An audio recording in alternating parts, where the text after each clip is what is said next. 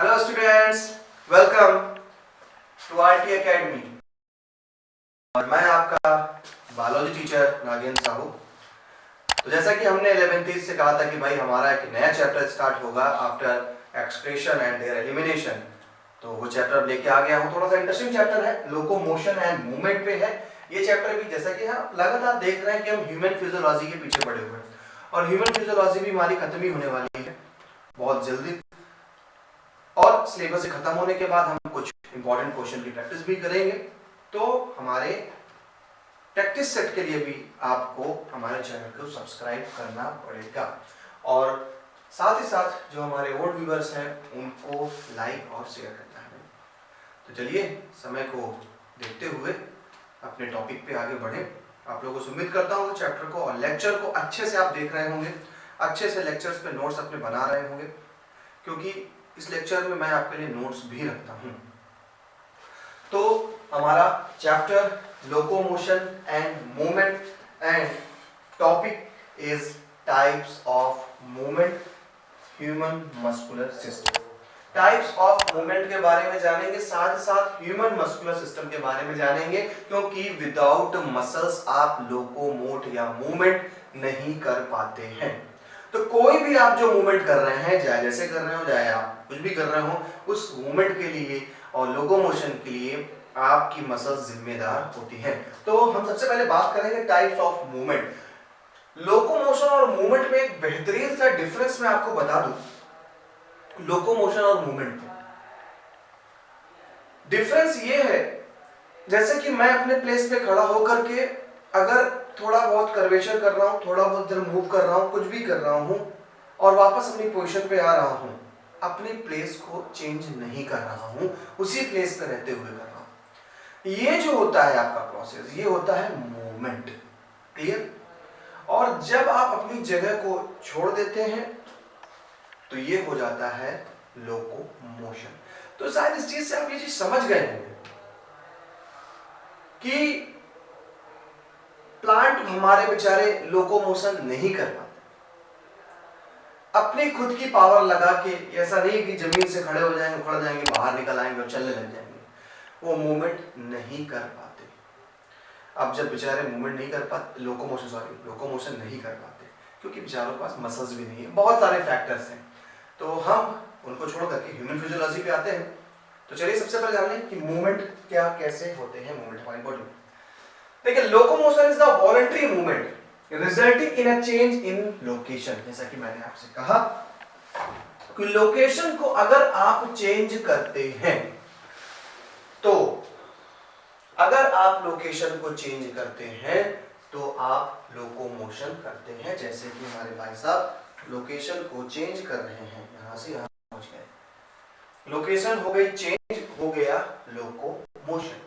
All locomotions are movements, but all movements are not locomotion.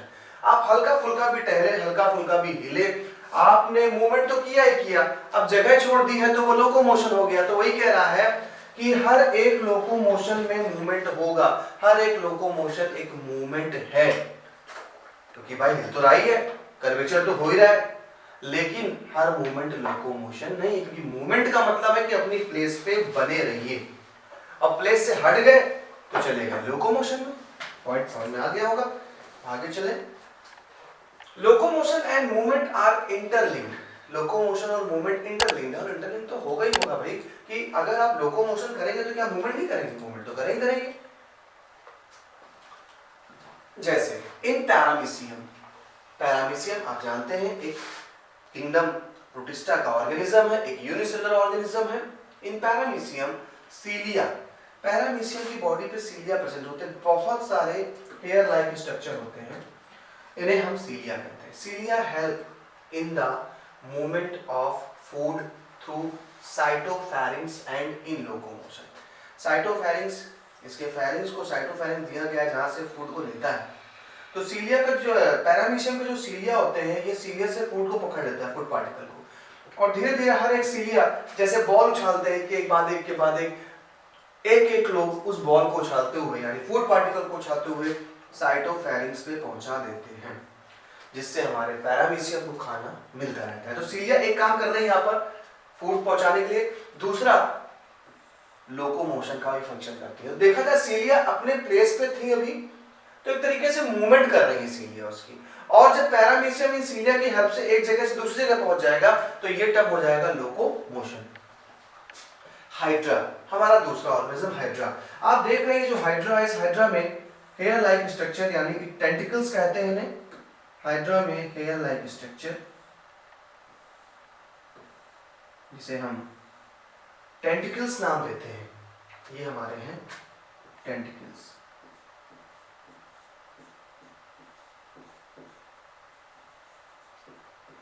Tentacles, ये tentacles ऐसे move करते रहते हैं।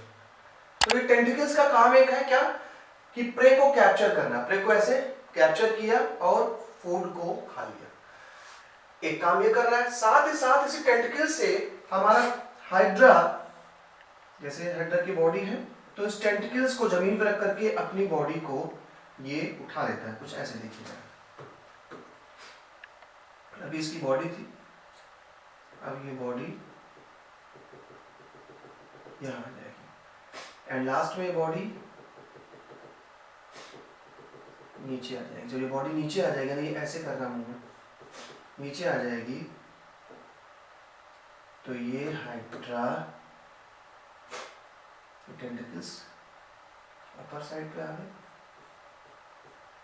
टेंटिकल्स अब नीचे ही है एंड लास्ट में हाइड्रा क्या हो जाएगा, सीधे खड़ा हो जाएगा।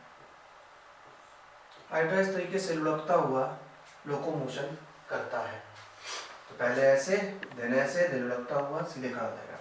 तो एक तरीके से देखा जाए तो हाइड्रा अपने टेंटिकल से जब फूड को कैप्चर कर रहा था, तो वो मूवमेंट था उसका, अपनी जगह पे है और फूड को टेंटिकल्स के थ्रू कैच कर रहा है।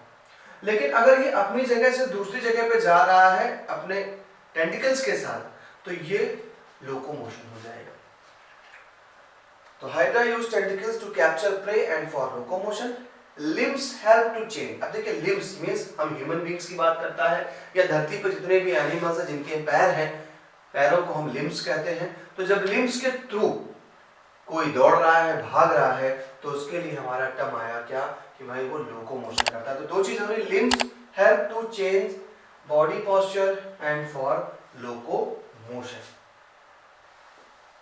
अब देखिए हमारी बॉडी में कितने टाइप का मूवमेंट होता है, समझने वाली बात है। यहीं पर पेज हमारा इंपॉर्टेंट हो जाता है, ये पेज बहुत ही इंपॉर्टेंट है हमारा। Types of movement in human. Movement की बात कर रहा है, लोकोमोशन की बात नहीं कर रहा है, यानी बात हो रही है कि अपने बॉडी में अपनी जगह पे स्टेबल चीजों में क्या क्या हो रहा है। तो पहला मूवमेंट होता है अमीबॉइड मूवमेंट। अमीबॉइड मूवमेंट का मतलब है अमीबा से लिया गया। अमीबा जब कभी भी लोकोमोट करता है, अमीबा एक इरेगुलर शेप वाला ऑर्गेनिज्म है, किंगडम प्रोटिस्टा का भी ऑर्गेनिज्म है। अमीबा जब लोकोमोट करता है तो जिस तरफ इसका स्यूडोपोडिया बन जाता है, ये स्यूडोपोडिया क्या होता है, ये आउटग्रोथ होती है।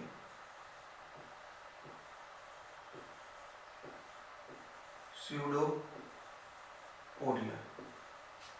जिस तरफ अमीबा का साइटोप्लाज्म भागेगा उस तरफ एक आउटग्रोथ बन जाती है, और अमीबा उसी डायरेक्शन में लुढ़क करके आगे चला जाता है। ये अमीबा की मूवमेंट है, इसी को अमीबॉइड मोशन कहते हैं।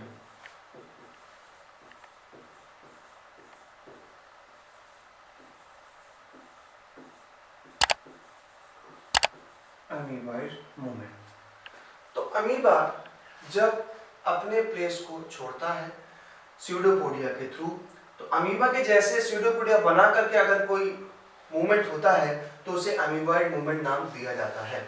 ऐसा अमीबॉइड मूवमेंट हमारी बॉडी में मौजूद डब्ल्यूबीसीज करती है। डब्ल्यूबीसीज आप अच्छे से जानते हैं, आपने टिश्यू वाला चैप्टर पढ़ा हुआ है, जहां पर आपकी ब्लड सेल्स होती हैं, डब्ल्यूबीसीज व्हाइट ब्लड सेल्स होती हैं, ये ऐसा मूवमेंट करती हैं। तो देखिए अमीबॉइड मूवमेंट में क्या, by pseudopodia formed by streaming of protoplasm, जिस तरफ प्रोटोप्लाज्म उसकी धार बहेगी उसी तरफ स्यूडोपोडिया बनेगी और हमारा अमीबा उस तरफ लुढ़कता हुआ चला जाएगा। Cytoskeleton elements like microfilament also help for this. Microfilaments मतलब छोटे छोटे प्रोटीन के फाइबर्स होते हैं, वो भी हेल्प करते हैं इसमें, इस मूवमेंट के लिए। Example macrophages and leucocytes. Macrophages cells होती है जो फैगोसाइटोसिस करती है, और साथ ही साथ leucocyte. Leucocytes is another name of WBCs. Another name of WBCs is leukocytes. Ciliary movement. अब ये मूवमेंट सीलिया के थ्रू होता है। जैसे अगर आप देखेंगे तो अपने रेस्पिरेटरी ट्रैक में, ठीक है, रेस्पिरेटरी ट्रैक या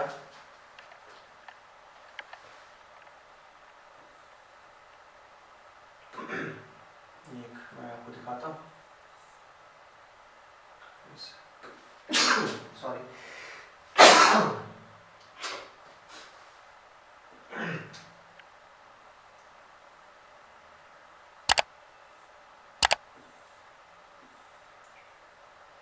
आपका जो रेस्पिरेटरी ट्रैक है, इस ट्रैक में सीलिएटेड एपिथेलियल टिश्यू पाई जाती है। रेस्पिरेटरी ट्रैक क्या है इस जगह पे, ये आपकी सीलिएटेड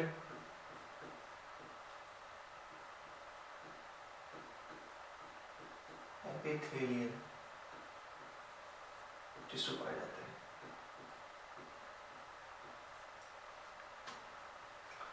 दूसरी बात, आपकी या फीमेल की बॉडी की बात करें तो फीमेल बॉडी में फैलोपियन ट्यूब नाम की एक चीज होती है।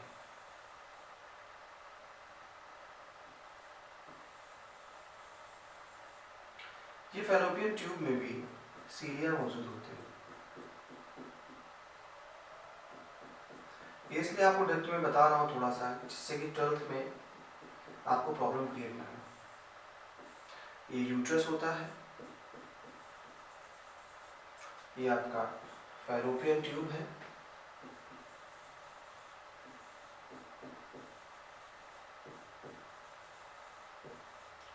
इस जगह पर जो फैलोपियन ट्यूब का लास्ट पार्ट आप देख रहे हैं, फिंगर जैसा प्रोजेक्शन देख रहे हैं, यहाँ पर हमारी मौजूद होती है ओवरी। ये हमारी है ओवरी, और इस ओवरी से बनते हैं एग सेल, यानी कि ओवम। जब एग सेल आपके फैलोपियन ट्यूब में बनती हैं, तो फैलोपियन ट्यूब से एग सेल को ऊपर की तरफ भेजा जाता है, ऐसे। तो एग सेल जो हमारी होती है नॉन मोटाइल होती है। जैसे हमारा स्पर्म तो मोटाइल होता है, बट हमारी एग सेल नॉन मोटाइल होती है, यानी ये खुद से मूवमेंट नहीं कर पाती। अब जब एग सेल खुद से मूवमेंट नहीं कर पाती तो कैसे मूवमेंट करती, कैसे पहुंचती है फैलोपियन ट्यूब में ऊपर तक, जहां पर हमारा स्पर्म आकर के फर्टिलाइजेशन करता है। स्पर्म आके फर्टिलाइजेशन करता है। जब तक ये फैलोपियन ट्यूब में आएंगे नहीं, तब तक फर्टिलाइजेशन होगा नहीं। जब तक फर्टिलाइजेशन होगा नहीं, प्रेगनेंसी होगी नहीं। यानी इतने बड़े काम को अंजाम देने के लिए हमारे फैलोपियन ट्यूब में मौजूद सीलिया इन एग सेल को ऊपर की तरफ धकेलती है, ये ऐसे। फिर धीरे धीरे हमारा एग सेल कहां पहुंच जाता है, फैलोपियन ट्यूब पे आके। तो एक तो सीलिएटेड एपिथेलियल टिश्यू ने यहां पर काम किया, दूसरा सीलिएटेड एपिथेलियम यहां क्या काम करती है, जो भी हमारा म्यूकस होता है उसको एक यूनि डायरेक्शन में फ्लो करने के लिए हमारी यहाँ पर सीलिएटेड एपिथेलियल टिश्यू पाई जा रही है रेस्पिरेटरी ट्रैक पे। यानी ये दो बेहतरीन एग्जांपल हैं जो हमारे जीवन के लिए बहुत जरूरी है, और उन दोनों को करने के लिए हमारे सीलिया हेल्प करते हैं। ठीक है, यहाँ तक बात समझ में आ गई, सीलिया वाला पॉइंट क्लियर हो गया होगा। तो क्या कह रहा है, ciliary movement by cilia, cilia के थ्रू होने वाला मूवमेंट था। Example cilia in trachea to remove foreign substances. Foreign का मतलब अमेरिका से नहीं आए, फॉरेन का मतलब जो भी बाहर से डस्ट पार्टिकल्स है या कुछ भी जो बाहर से आ रहा है। ओविडक्ट यानी कि फैलोपियन ट्यूब की बात कर रहा है। ओविडक्ट दूसरा नाम है फैलोपियन ट्यूब का।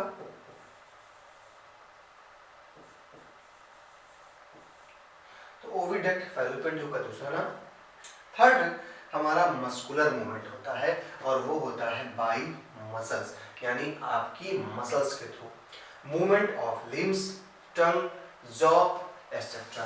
आपके टंग में, आपके जॉ में होने वाला जो मूवमेंट है वो मूवमेंट आपका मस्कुलर है। तो 3 टाइप्स के हमने देखे मूवमेंट हमारे ह्यूमन में पाया जा रहा है। पहला मूवमेंट हमारा है अमीबॉइड मूवमेंट, दूसरा सीलियरी मूवमेंट और तीसरा है मस्कुलर मूवमेंट। 3 मूवमेंट्स हमारे पास है और उसके एग्जांपल आपने देख लिए। तो अमीबॉइड, अब जब कभी आपको मैं 10th में पढ़ाऊं कि हमारी बॉडी की ल्यूकोसाइट्स एंड डब्ल्यूबीसीज अमीबॉइड मोशन करके दूसरे पैथोजन को खाती हैं, तो इसका मतलब ये स्यूडोपोडिया बना करके मूवमेंट कर रही हैं। मैं अगर आपको 12th में पढ़ाता हूं कि ओविडक्ट में एग सेल हमारे फैलोपियन ट्यूब के ऊपर की तरफ बढ़ती हैं, वो भी सीलिया के हेल्प से, तो वहां पर भी आपको समझना है कि सीलियरी मूवमेंट सर ने हमें 11th में बताया था। और मसल्स की बात आ गई तो मस्कुलर मूवमेंट से आप अच्छे से वाकिफ हैं। आपकी बॉडी में जितना भी आप हाथ पैर लिम्स गर्दन वर्दन मोड़ते हैं, ये सब मस्कुलर मूवमेंट के अंदर आता है।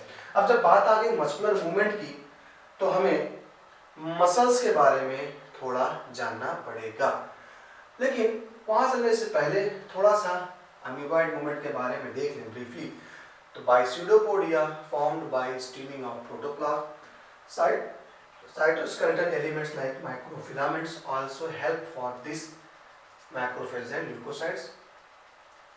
सीलरी मूवमेंट में अगर आ गया तो मैंने पहले से एक्सप्लेन कर दिया आपको, फिर भी देखिए यहाँ ग्राफिकल रिप्रेजेंटेशन पिक्चराइजेशन दी गई, अच्छे से समझ में आ जाएगा।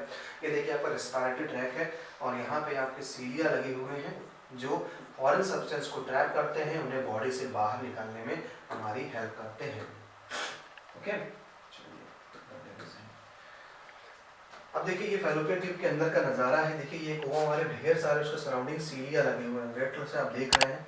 बहुत सारे सीलिया फिंगर लाइक प्रोजेक्शन में है जो हमारे ओवम को बाहर की तरफ फेंक रहे हैं। फैलोपियन ट्यूब से तुम बाहर की तरफ चलो और फर्टिलाइजेशन करो, ठीक है।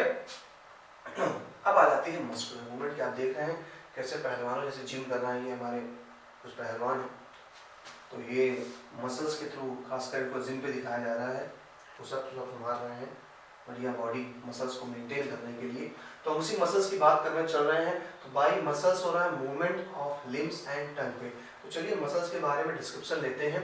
एक और इम्पॉर्टेंट पॉइंट आपको मिलेगा यहाँ पर, थोड़ा ज़्यादा इम्पोर्टेंट है इसलिए मैंने उसको लास्ट पे रखा है, कि हमारे ह्यूमन भाई साहब जो यानी जो हमारे स्पर्म है, ये भी क्या करते हैं, जैसे भी आपने देखा कि पैरामीशियम सीलिया के थ्रू कर रहा है, ऐसे हमारा स्पर्म भी फ्लैजेला के थ्रू मूवमेंट करता है। मैंने बोला अभी तक कि ओवम नॉन मोटाइल होती है, लेकिन जो हमारा स्पर्म होता है मोटाइल होता है, क्योंकि जो हमारा स्पर्म होता है इस फ्लैजेला के through,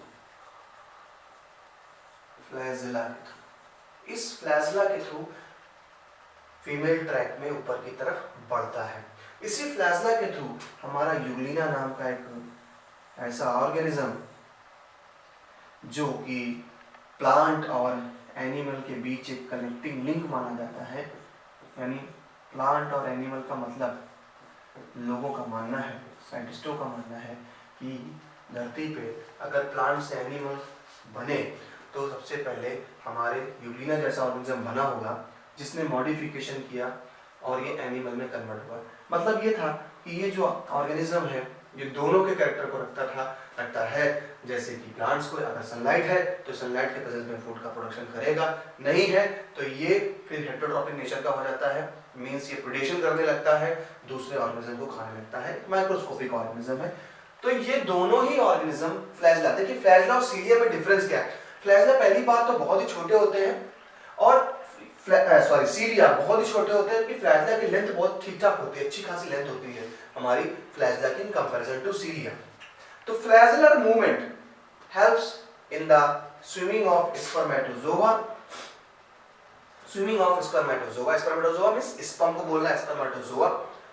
Maintenance of water current in the canal system of sponges and in locomotion of protozoans like euglena. Sponges का नाम सुनते ही थोड़ा सा वो हो गए होंगे। स्पंज क्या होता है, एक तरीके का ऑर्गेनिज्म होता है जैसे ल्यूकोसोलिनिया, इसके बॉडी के अंदर बहुत ही टाइनी पोर्स पाए जाते हैं, दिखा रहा हूं मैं आपको, हालांकि मैंने आपको पढ़ाया हुआ है। बहुत ही टाइनी पोर्स, बहुत ज्यादा बड़ा हो गया इनका।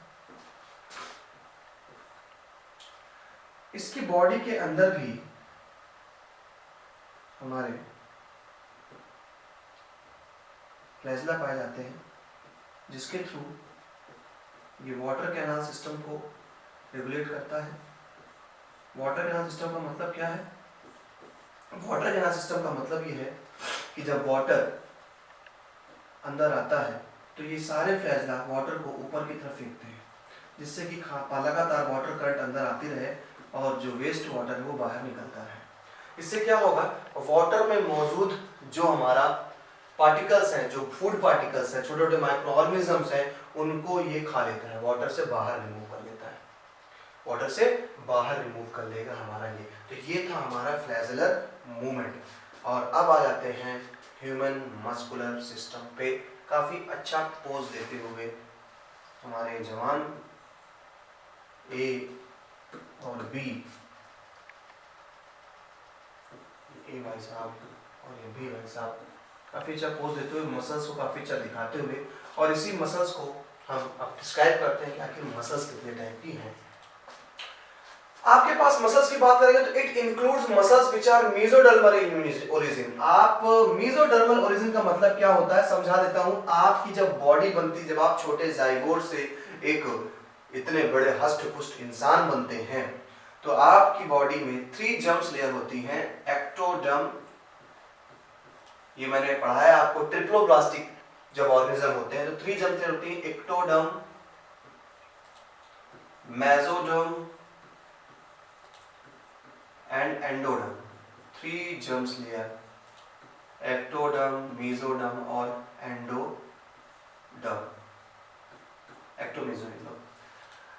अब कह रहा है जो मसल्स बनती है, ये मसल्स आपकी मेसोडर्म से बनती है। मेसोडर्म वाली लेयर हमारे बॉडी में मसल्स का फॉर्मेशन करती है। तो मसल्स का फॉर्मेशन कर रहे हैं हमारी mesoderm. Muscles constitute 40 to 50% of body weight. आपकी बॉडी को अगर तौला जाए तो 40 से 50%, 40 to 50% वेट आपकी मसल्स का होता है। Muscles have excitability, contractility, extensibility and elasticity.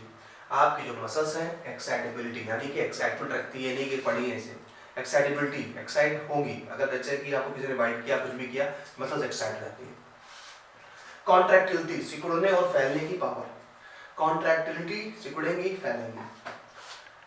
Extensibility, extension अच्छा होता है, साथ ही साथ इलास्टिसिटी भी होती है, आप रबर की तरह भी थोड़ा बहुत फैला सकते हैं। ये गुण रखती है हमारी मसल्स। अब टाइप्स ऑफ मसल्स की बात करेंगे तो टाइप्स ऑफ मसल्स में 3 टाइप की मसल्स हैं, skeletal muscles, visceral muscles and cardiac muscles. देखिए स्केलेटल मसल्स को हम वॉलंटरी मसल्स भी कहते हैं। जो हमारे स्केलेटल मसल्स हैं या फिर वॉलंटरी मसल्स हैं, ये मसल्स हमारे आज के चैप्टर के लिए, टॉपिक के लिए बहुत ज्यादा जरूरी है। नॉन स्टेटेड मसल्स जो होती हैं, ये हमारे दिल में काम नहीं करती, इनको अपनी मर्जी से काम करना है। जबकि हमारी कार्डियक मसल्स होती हैं, ये दिखने में स्टीरेटेड लगेंगी, आपको लग रही दिखने में स्टीरेटेड है, लेकिन फंक्शनिंग में नॉन स्टेटेड होती है, यानी कि ये हमारे विल में फंक्शन नहीं करते। चलिए स्केलेटल या स्टेटेड मसल्स की कुछ खासियत को जान ले। पहली बात, अटैच टू द स्केलेटन, ये आपके स्केलेटन से अटैच होती है। काफी अच्छी बॉडी बनाई भाई ने, तो ये हमारे मसल से, हमारे बॉडी से अटैच होती है, हमारे स्केलेटन से अटैच होती है, इसलिए इसको स्केलेटल मसल्स कहते हैं। और शायद से ये हमारी विल पे, जब अगर अपने हाथ को मोड़ रहे हैं, बेंड कर रहे हैं, तो यहाँ पर हमारी स्केलेटल मसल्स काम कर रहे हैं, क्योंकि स्केलेटल से जुड़ी हुई हैं। स्टीरिएटेड प्रेजेंट होता है, यानी कि डार्क एंड लाइट बैंड पाई जाती है। आप देख रहे हैं डार्क एंड लाइट बैंड पाई जा रही है। वॉलंटरी होंगी, हमारे विल पे काम करेंगी। रिच ब्लड सप्लाई, अच्छा खासा आप देख रहे हैं रेड कलर का, ब्लड सप्लाई अच्छी खासी होगी, इसीलिए रेड दिखाई पड़ रही है। और ब्लड सप्लाई ज्यादा होने से अच्छा ये होता है कि ऑक्सीजन बहुत अच्छे से पहुंचती है, इसलिए ज्यादा एनर्जी होती है। फटीग मसल्स, ये मसल्स थक भी जाती हैं, लैक्टिक एसिड के डिपोजिशन के कारण ये मसल्स थक भी जाती हैं। Muscles fibre is multi nucleated. Muscles fibre का मतलब क्या है, मसल्स के जो फाइबर्स होते हैं, यानी अगर आप देख रहे हैं इसमें एक फाइबर निकालें तो एक जो आप डायग्राम देखते हो एक मसल फाइबर देखते हो, कह रहे हैं कि इनमें क्या होते हैं, मसल फाइबर में मल्टी न्यूक्लिएट होती है, बहुत सारे न्यूक्लियस पाए जाते हैं इनके सेल्स में। इस कंडीशन को बोलते हैं सिनसाइटियम। सिनसाइटियम होती है। मोर माइटोकॉन्ड्रियम, माइटोकॉन्ड्रिया भी ज्यादा पाया जाएगा, ज्यादा पाया जाना जरूरी है, क्योंकि माइटोकॉन्ड्रिया जब ज्यादा होता है तो ये ज्यादा एनर्जेटिक होती है। आगे चलते हैं, अब आ जाइए स्मूथ मसल्स पे। स्मूथ मसल की क्या खासियत होता है, इन विशेरल ऑर्गन, यानी आपके इंटरनल ऑर्गन्स में, स्टमक में, आपके एलिमेंट्री कैनाल में, आपके यूरेटर में, आपके आई की प्यूपल में इस जगह पे जो मसल्स पाई जा रही हैं वो आपकी स्मूथ मसल्स होती हैं। सेकंड कैरेक्टरिस्टिक, स्टीरिएशन एब्सेंट, यहाँ पर लाइट एंड डार्क बैंड का कोई भी आपको मैटर देखने को नहीं मिलेगा। इनवॉलेंट्री, इनवॉलेंट्री मतलब हमारे विल में नहीं होती। पुअर ब्लड सप्लाई, बहुत ज्यादा ब्लड सप्लाई नहीं होती क्योंकि इनको हमारी मसल्स की तरह हैवी वर्क नहीं करना होता है। नॉन फटीग, ये कभी थकती नहीं, ये थकती नहीं है, काम करती रहती है।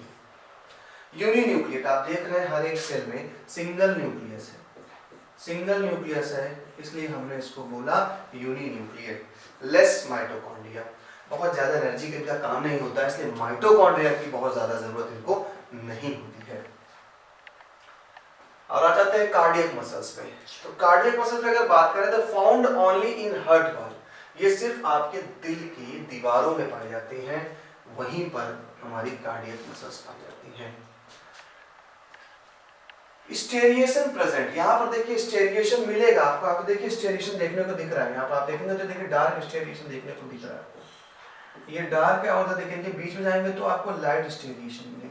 यानी यहाँ पर अपीयरेंस देखा जाए, इसको देखने पर ये लाइट एंड डार्क पाया जा रहा है, यानी वॉलंटरी जैसा ही दिख रहा है इनको, लेकिन फंक्शन नॉन वॉलंटरी है। इसलिए आपसे पूछ सकता है क्वेश्चन कि कौन सी ऐसी मसल्स है जो दिखने में वॉलंटरी है और फंक्शनिंग में नॉन वॉलंटरी है, तो वो है हमारी हार्ट मसल्स या कार्डियक मसल्स। इनवॉलंटरी है फंक्शनिंग में। रिच ब्लड सप्लाई, भाई दिल की बात है, खून की दौड़ान बहुत चाहिए, यहाँ पर रिच ब्लड सप्लाई होगा क्योंकि दिल थक गया तो सब थक गए, तो रिच ब्लड सप्लाई होनी चाहिए। सिंपल सी बात है, आपका दिल आपके जब भी बना, जब आप मदर के वॉर्म में थे, जब आप 1 मंथ के थे तो आपकी हार्ट बीट चालू हो गई थी, तब से दिल आपका अभी तक धड़क ही रहा है।